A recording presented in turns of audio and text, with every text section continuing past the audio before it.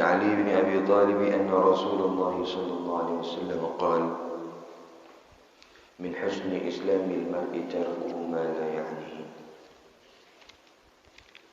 Dalam tahdiskan menceritakan kepadaku Malik dari Ibn Syihab dari Ali bin Husain bin Ali bin Abi Thalib bahwasanya Rasulullah SAW bersabda, di antara tanda baiknya keislaman seseorang meninggalkan apa yang tidak ada manfaat bagi dirinya. Para jemaah sekalian yang dirahmati Allah Subhanahu wa taala, hadis ini diriwayatkan oleh Imam Malik dari Ibn Syihab. Yang unik adalah hadis ini dari cucu Nabi yang bernama Ali bin Husain bin Ali, ini Sayyidina Ali, Husain ini cucunya Sayyidina Rasulullah bin Abi Thalib. Sayyidina Ali menikah dengan Sayyidah Fatimah. Ini disebut dengan Ali Zainal Abidin. Yang terkenal sekarang namanya adalah Ali Zainal Abidin. Beliau nama aslinya Ali bin Husain bin Ali bin Abi Thalib. Jadi Sayyidina Ali menikah dengan Sayyidah Fatimah, punya putra Sayyidina Husain. Sayyidina Husain punya putra dinamain Ali. Iya. Ini terkenal kalau sekarang dengan nama Sayyidina Ali Zainal Abidin. Dikenal juga dengan Ali As-Sajjad. Ali As-Sajjad. Kenapa disebut Ali As-Sajjad? Karena banyak sujudnya. Kenapa disebut banyak sujudnya? Karena satu hari satu malam sholat sunnahnya 1000 rakaat. Samalah sama orang Darul Falah itu kan. Ya. Jadi kebanyakan sujud. Saking kalau kita kan tanda-tanda orang sujud sininya hitam ya. Mereka belum tentu juga itu. Belum tentu.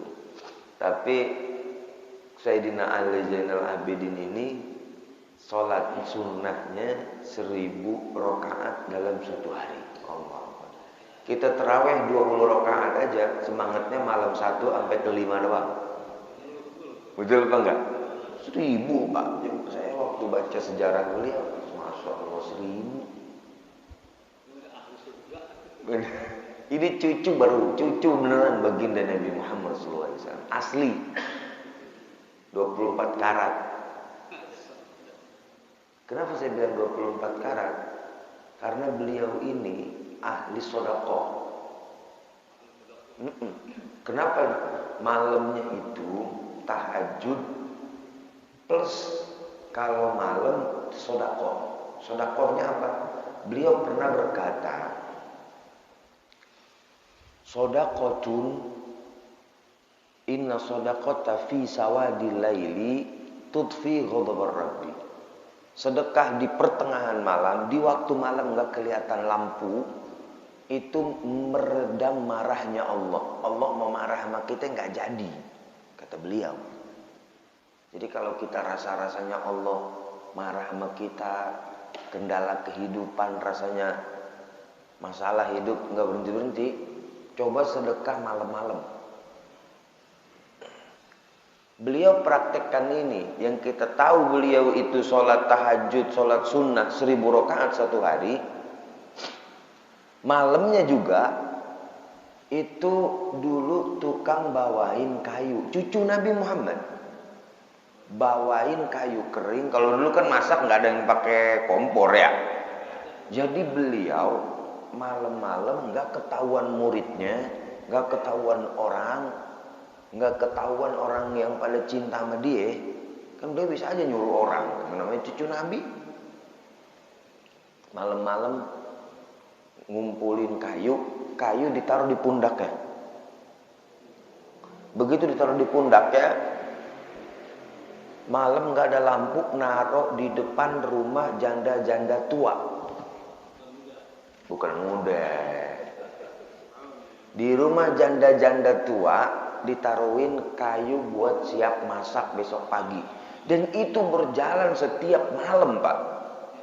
Setiap malam. Dan gak ada satupun orang tahu. Asal janda keluar rumahnya, lah ini udah ada kayu bakar buat dia masakin keluarganya. Sedekahnya itu malam-malam. Terus setiap hari itu janda, bukan satu janda, Pak. Itu di kota Madinah. Madinah atau Mekah gitu, Pak. Itu setiap malam, muter nggak kelihatan orang. Dan orang nggak ada yang tahu, asal janda ketemu janda, di depan rumah ada inian, ada kayu bakar. Iya, siapa ya yang kan susah mencari kayu bakar, Pak. Bukan yang kayak di Indonesia pohon banyak, Pak. Iya, semua pada nanya, siapa yang bawa ini? Nggak ada yang tahu. Sampai Sayyidina Ali Zainal Abidin yang sedang kita baca hadisnya ini, beliau meninggal. Tiba-tiba kayu bakar nggak ada yang nganterin lagi. Ternyata yang kemarin nganterin kayu bakar setiap malam di rumah kita, janda-janda tua, janda-janda lemah, itu adalah Sayyidina Ali bin Husain bin Ali bin Abi Thalib. Masya Allah. Nggak pakai panitia, nggak pakai foto. Walaupun pakai panitia, pakai foto juga boleh. Kata Al-Quran, in tubdus shadaqah fa ni'mahi. Tapi maksudnya adalah beliau sedang ingin mendapatkan ganjaran meredam marahnya Allah Subhanahu wa ta'ala. Ini saya bilang tadi, cucu Nabi KW 24 asli 24 karat. Kenapa? Karena amalnya ngikutin Nabi, akhlaknya ngikutin Nabi. Kalau lagi jalan kan disiak tuh. Jangankan cucu Nabi, ini cucu Nabi yang paling deket, Pak. Kan Sayyidina Hasan Husain. Ini bawahnya langsung. Kalau lewat pasar kan disiak tuh, lewat jalan disiak. Dia emang nggak mau disiak, udah biarin aja. Jangan siak-siakin orang buat saya lewat, katanya. Masya Allah. Kalau kita baru ustadz aja kasih jalan, gue mau lewat. Jauh ini ahli-ahli tawadhu kepada Allah Subhanahu wa ta'ala. Tapi di akhir hayatnya kita sudah tahu sedekahnya, kita sudah tahu sholatnya disebut dengan sajad. Kenapa disebut dengan ahli sujud? Karena 1000 rakaat. Begitu mau meninggal lagi sakaratul maut, dia nangis. Nangis, kenapa? Nangis ketakutan. Ini mudah-mudahan seolah-olah beliau pengen selamat. Padahal sholatnya satu hari 1000. Kita Romano udah yakin buat masuk surga Romannya. Padahal itu beliau 1000 rakaat sholatnya. Subhanallah. Mudah-mudahan kita kecipratan berkahnya lah. Kalau kayak beliau maka agak cepat berkahnya. Amin ya robbal alamin. Nih, hadisnya adalah beliau meriwayatkan. Jadi ini gurunya Imam Malik, guru kedua Ibnu Syihab dari Ali bin Husain bin Ali bin Abi Thalib. Rasulullah SAW pernah berpesan, min husni islamil mar'i tarkuhu ma la ya'nihi. Maknanya orang yang Islamnya cakep itu, bahasa kitanya nih, orang yang Islamnya cakep itu ninggalin yang gak penting. Itu dikatakan orang itu Islamnya bagus, dia mah ninggalin yang gak penting. Ma la ya'nihi, ulama menafsirkan minimal 3 tafsiran. Di dalam kitab Aujazul Masalik fi Syarhil Muwatta Imam Malik dikatakan diantaranya yang pertama yaitu tarkul fudul, meninggalkan perkara yang berlebih. Islam kalau mau dikatakan Islamnya bagus, ninggalin yang enggak penting. Yang enggak penting apa sih? Apa ya Rasulullah? Ulama menafsirkan tarkul fudul, ninggalin yang berlebih-lebih. Apa yang lebih-lebih? Ya kita kan hidup kadang-kadang berlebih-lebih. Di antaranya adalah berapa banyak makanan yang kita pakai buat ramean pernikahan terbuang sia-sia. Kalau nyendok makan jangan berlebihan. Apa? Pas lagi kondangan, bongan-bongan ngelihat semua lauk enak-enak ini, dicendok semua. Dimakan habis apa kagak? Iya, mana banyak itu. berapa banyak itu termasuk yang tidak penting. Disendok kagak disendok. Nafsunya doang. Kalau kata orang sono lempengan kampung saya, dia bilang haus mata atau lapar mata doang.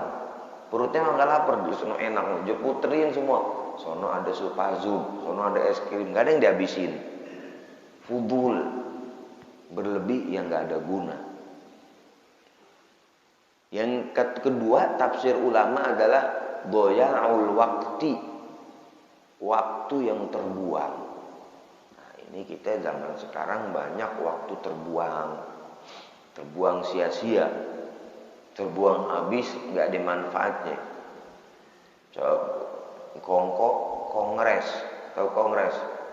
Kongko nggak beres-beres, sampai jam 2, sampai jam 3. Kalau ngomongin yang manfaat sih, rapat maulid, rapat Isra Mi'raj, rapat masjid, rapat RT, rapat RW sih bagus, sama itu untuk kemaslahatan. Lekongko apa jadi kata? Yang atu pendukung anu, yang atu pendukung anu, udah berantem lu kagak jelas. Kagak jelas pisan. Kopi sampai habis 2 ember. Orang jelas, nggak ada gorengannya lagi, kembung udah perut. Ngomong ini yang layak nih. Coba kalau misalnya dia ngomong nggak usah panjang-panjang, digunakan waktunya itu buat baca Qul huwallahu 3 kali. Siapa orang yang baca Qul huwallahu 3 kali seolah-olah dia ngatamin Quran, kan begitu katanya. Qul huwallahu ahad, subhanallah, alhamdulillah, la ilaha illallah, Allahu akbar. Berapa detik sih?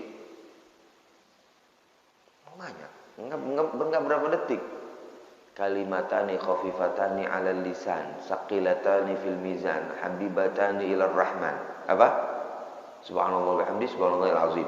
Kalimat subhanallah bihamdi, subhanallahil azim itu paling berat, lebih berat kata dalam kalau di Bulughul Maram itu adanya di hadis terakhir.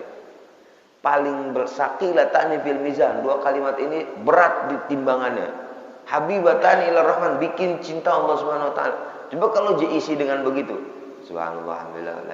Ada lagi yang fudul, berlebihan, meninggalkan yang kagak penting. Duduk di pinggir jalan, ngitungin mobil memotor lewat. Ada yang masih pegawaiannya begitu? Orang ada pisan. Emang nggak boleh? Itu kan hiburan, boleh. Bawa tas bebas. Subhanallah. Sambil ngeliatin orang, subhanallah, alhamdulillah. Satu orang subhanallah. Jadi diisi semaksimal mungkin. Karena itu kadang-kadang kita kagak sadar udah terbuang waktu kita ngeliatin motor lewat, ngitungin ini. Ada lagi yang fudul, orang Indonesia fudul nih yang nggak ada di negara Arab sifat ini. Fudul begini Pak, orang Indonesia kepo. Percaya nggak sama saya? Bapak berdiri di depan nih, keluar masjid, Bapak diem aja, nggak ada apa-apa. Bapak diem ngadep ke masjid sambil nunduk. Astagfirullahaladzim, begitu aja. Jadi Bapak berhenti itu di depan pintu, Bapak begini, nggak ada apa-apa di bawah itu. Bapak gini, astagfirullahaladzim, itu orang pada berhenti dah. Padahal kagak ada apa-apaan. Paham nggak? Emang apa tabrakan macet?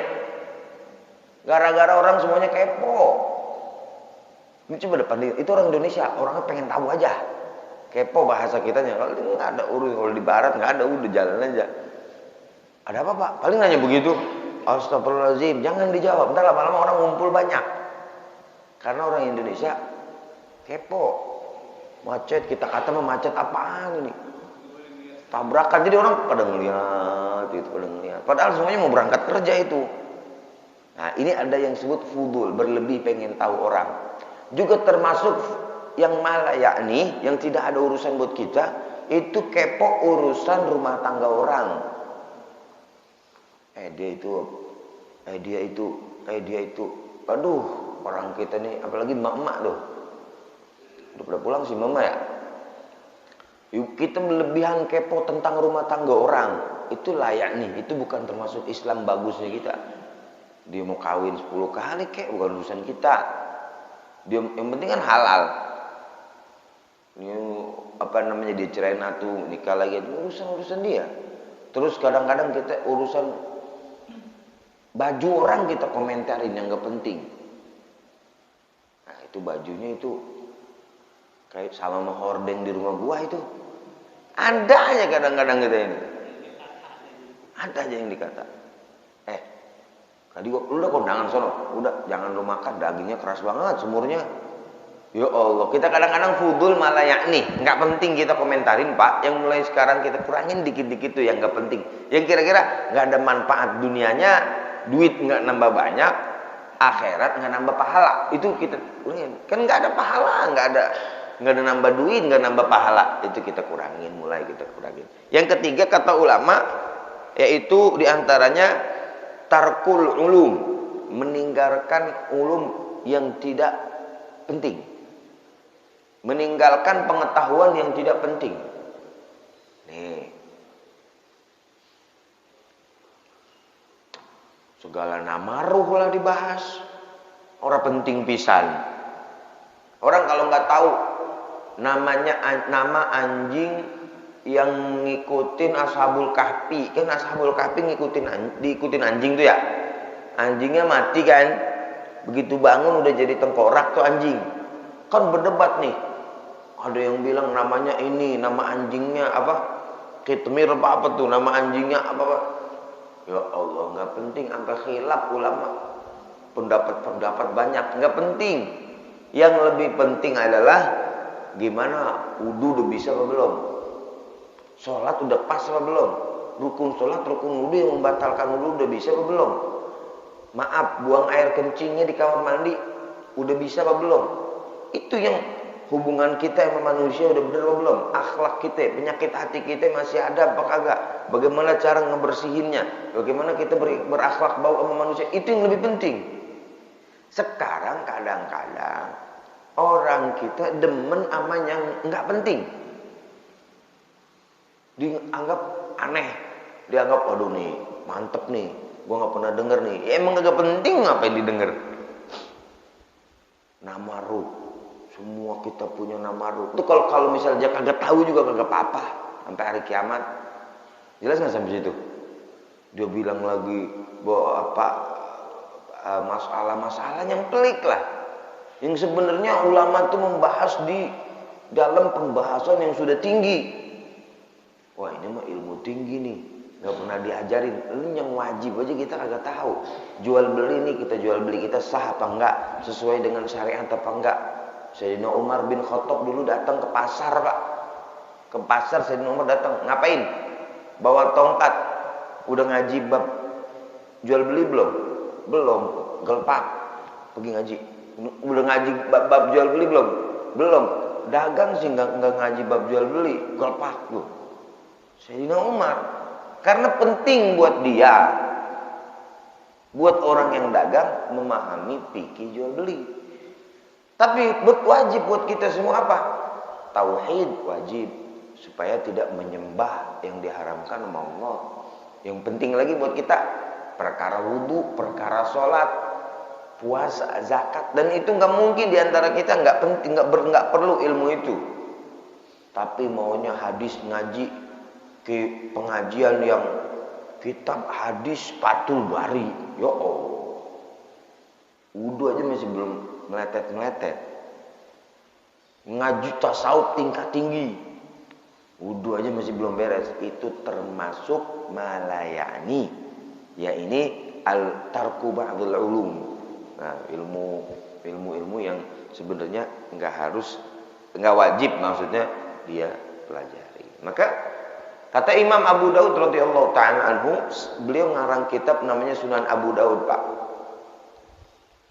Beliau bilang, saya mengumpulkan hadis dari Nabi Muhammad SAW totalnya 500.000 hadis. Beliau menguasai berapa Pak? 500.000 hadis. Dan saya kumpulkan dalam kitab Sunan Abu Daud ini 4.800 hadis. Dan kalau mau diperes itu hadisnya cuma 4 yang penting. 1, innamal amalu binniyat. Yang kedua, inallah al halalu bayyinun, halal itu jelas, wal haram bainahumul mutasyabihat. Yang ketiga, hadis min husnil islamil mar'i tarkuhu ma la ya'ni, hadis yang sedang kita baca. Yang keempat, la yakunul mu'min hatta yurdil akhi, kalau mau disenengin sama orang lain ya kita harus berbuat baik sama orang lain Itu 4 hadis itu. Dari semua hadis yang ada beliau hafal 500.000. Di antaranya kalau kita Islamnya baik, tinggalin apa yang gak penting. Gitu maksudnya. Jadi mulai kita kurangin deh tuh yang kira-kira kurang tapi penting, kita tinggalin. Ini penting apa kagak? Nambah duit apa nambah saldo pahala? Kagak, kurangin. Mancing penting gak? Halo? Mancing penting apa enggak? Ya bisa jadi penting, bisa jadi kagak. Kalau buat refreshing biar semangat ibadah lagi bisa jadi penting. Tapi kalau dari jam 6 pagi sampai jam 6 nungguin kambangan aja, itu penyakit. Itu ya harus dikurangin gitu ya kan. Kalau sekedar hiburan kan kita nggak apa-apa hiburan apa aja baik, nggak ada masalah. Nggak ada masalah. Yang masalah kalau seandainya itu mengalahkan ibadah sholat kita, menggugurkan sholat kita dan ibadah-ibadah lainnya. Satu hadis lagi setelahnya, yaitu hadis Nabi Muhammad sallallahu alaihi wasallam yang diriwayatkan oleh Imam Malik. Qala وحدثني عن مالك عن أبي سهل ابن مالك عن أبيه عن كعب الأحبار أنه قال إذا أجبتم أن تعلموا ما للعبد عند ربه فانظروا ماذا يتبعه من حسن السنة. Telah menceritakan kepadaku Malik dari pamannya Abu Suhail bin Malik dari ayahnya dari Ka'ab al-Ahbar. Ia berkata, jika kalian ingin tahu apa yang diperoleh seorang hamba di sisi Rabb-nya, maka lihatlah ujian baik yang mengiringinya. Kata Ka'ab al-Ahbar, jika kalian pengen tahu orang itu baik, lihat aja pujian orang bagaimana sama dia. Itu maksudnya Pak. Husnul sana. Banyak dicintain orang, banyak dipuji orang. Lah, itu di YouTube banyak followersnya. Di sini maksudnya adalah yang memujinya, para ulama mengatakan ahlul khairi. Yang mujinya juga orang-orang baik. Kalau misalnya orang beragajulan ya kagak ada artinya, maksudnya untukku yang ente mah orang baik. Maka kita ketika dikata orang baik sama orang yang kurang baik, jangan girang. Tapi kalau ada orang baik ngomong sama kita, ente mah orang baik. Kiai, ustadz ngomong sama kita, ente mah orang baik. Itu yang wajib kita syukurin. Karena apa? Tanda-tanda orang yang diterima sama Allah, yang dicintai nama Allah, itu dia dicintai nama makhluk, Pak. Tanda-tanda. Tanda-tanda orang yang dicintai nama Allah, itu dicintai nama makhluk. Dari mana ngambilnya? Dari hadis Nabi. Nabi Muhammad SAW meriwayatkan, Allah berkata kepada malaikat kalau Allah cinta kepada satu hamba.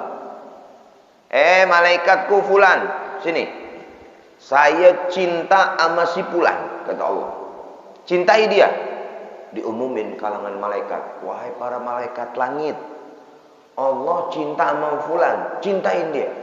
Begitu gue nyampe kabar ke para malaikat semuanya.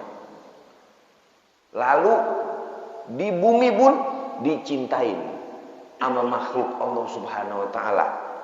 Begitu juga kalau Allah benci sama hambanya. Dan sebaliknya, nauzubillah min zalik.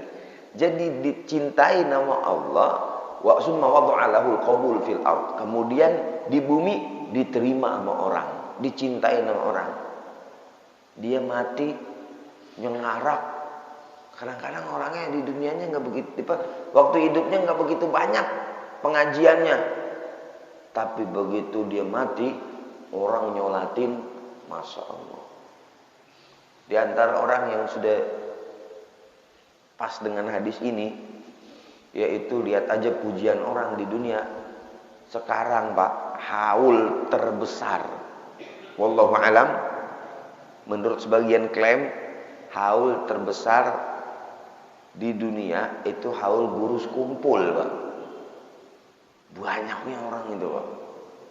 Itu orang nggak ada yang nyiapin bus, Maksudnya nggak ada yang koordinator kan, nggak ada yang koordinasi, orang pada datang aja, nggak ada yang ngarahin, nggak ada yang bawa bendera partai, nggak ada yang bawa golongan apa, semuanya ngumpul di situ. Nggak pernah nanya dari mana asalnya, se-Indonesia. Karena Allah cinta sama dia, insya Allah, maka orang digerakin nyampe tuh ke situ. Ada orang-orang yang pada dicintai sama Allah, makhluk-makhluk Allah yang dicintai. Nggak dia bayar. Kali mau gurus kumpul nih, duit ini ntar buat gerakin masa biar pada datang gitu kalau saya haul. Nggak ada. Tapi dicintai nama malaikat, insya Allah. Dicintai nama ahli bumi, insya Allah. Jadi orang pada datang kumpul, kagak pakai koordinasi. Itu cara ciri-ciri. Maka ciri-ciri orang dicintai nama Allah, dicintain juga. Siapa yang muji? Yang muji ahlul khair. Maka kita jangan kebangetan pelit muji orang, Mbak. Ada orang paling gampang jelekin orang tapi muji berat. Tandanya hatinya ada yang masalah. Ini kita nih, coba cek diri kita. Ini kita lagi bahas bab masalah akhlak. Kita lebih mudah muji orang apa jelekin orang? Si Anu ya, gua tahu dia mah dulu mainnya juga sama gua. Wah, dia jelek ya langsung kelihatan. Tapi baiknya nggak pernah kelihatan. Begitu juga orang yang meninggal, Pak. Jangan kita sebut jelek-jeleknya. Kita tahan. Udzkuru mahasina mautakum. Sebutlah yang baik-baik orang yang udah meninggal tuh. Jangan jelek yang kata Nabi sallallahu alaihi wasallam. Jangan sebutin yang jelek-jeleknya. Di matinya itu pas lagi meninggal, gua ada di sampingnya. Saya hadir itu di sampingnya. Matanya sampai mendelik. Kadang-kadang diceritain matanya sampai naik begitu. Udah jangan ceritain itu. Mata mendelik juga kata Nabi bukan ciri-ciri suul khotimah. Karena kata Nabi matanya naik ke atas karena ngikutin gerakan roh. Roh begitu dicabut terakhir dari ubun-ubun, ngikut tuh, makanya dia ngeliatin rohnya terbang. Mendelik bukan berarti ciri-ciri suul khotimah. Maka puji mayit. Tahu di sini dikerjain nggak kagak di masjid ini. Di kampung saya dipakai. Kalau orang ada yang meninggal, alaysa hadzal mayit min ahlil khair? Alaysa hadzal mayit min ahlil khair? Kita jawab apa? Itu mengapa begitu? Siapa yang nyuruh? Artinya apaan? Khair aja pokoknya mah khair. Amplop dapat. Mau khair apaan itu?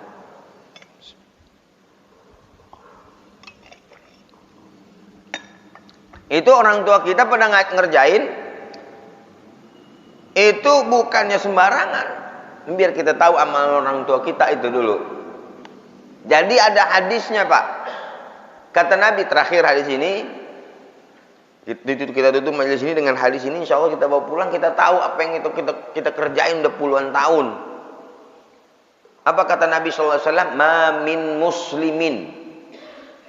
Tidaklah seorang muslim yashhadu lahu, bersaksi baginya, salasatun, 3 orang, illa wajabat lahul jannah, kecuali wajib orang itu masuk surga. Kalau ada orang muslim disaksikan, mayit ya, disaksikan 3 orang, maka mayit itu wajib masuk surga.